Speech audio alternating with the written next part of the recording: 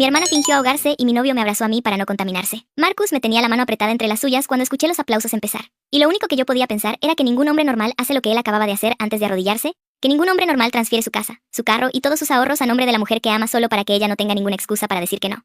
Pero Marcus no era un hombre normal. Eso lo supe desde el primer mes, cuando llegué a su departamento y vi sobre su tocador una colección de perfumes de diseñador ordenados por tamaño, y cuando le pregunté si eran de alguna exnovia, él se rió y me dijo que no, que eran suyos, que le gustaba elegirlos como un ritual, y desde ese día, cada vez que llegaba, hundía la cara en mi cuello y decía, lo bien que olía ese perfume en particular sobre mi piel. A los 3 meses ya tenía listo un anillo. Me lo contó después, que lo había comprado casi al principio porque había decidido que yo era la persona con quien quería pasar el resto de su vida, y que solo lo estaba esperando al momento exacto, al momento en que yo también lo supiera, sin necesidad de que nadie me lo dijera. Ese momento llegó 1 año y 8 meses después de que nos conociéramos. En el restaurante donde habíamos celebrado nuestro primer año juntos, rodeados de las pocas personas a quienes yo quería de verdad en mi vida, porque yo no tenía una familia grande con la que celebrar estas cosas, y esa era una historia larga que Marcus conocía entera pero que el resto de los presentes no necesitaba escuchar esa noche. Lo que importaba era que él estaba de rodillas frente a mí con el anillo en la mano, y los aplausos llenando el espacio entre nosotros, y yo estaba a punto de decir que sí, con toda esa emoción acumulada subiéndome por la garganta, cuando escuché una voz que me heló la sangre de una forma que ningún perfume en el mundo hubiera podido disimular. Hermana, ¿te vas a casar?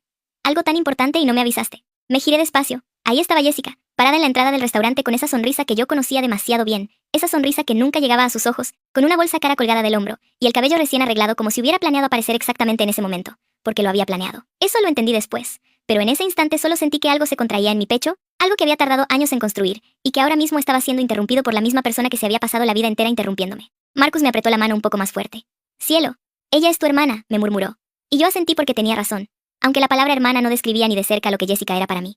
Jessica es la hija adoptiva de mis padres. Llegó a nuestra familia cuando yo tenía 10 años y ella 9, y al principio yo quise ser la hermana mayor que ella necesitaba. Retrocedí, le di espacio, entendí que una niña que había vivido en orfanato necesitaba más atención. Pero lo que mis padres no veían, o no querían ver, era que el espacio que yo dejaba a Jessica lo usaba para avanzar. El año que llegó, el negocio de mi papá despegó con contrato tras contrato, y mis padres empezaron a decir que Jessica era su amuleto. Ella lo escuchó tantas veces que lo convirtió en una identidad. Y el amuleto tenía un blanco, que era yo. Yo me callaba.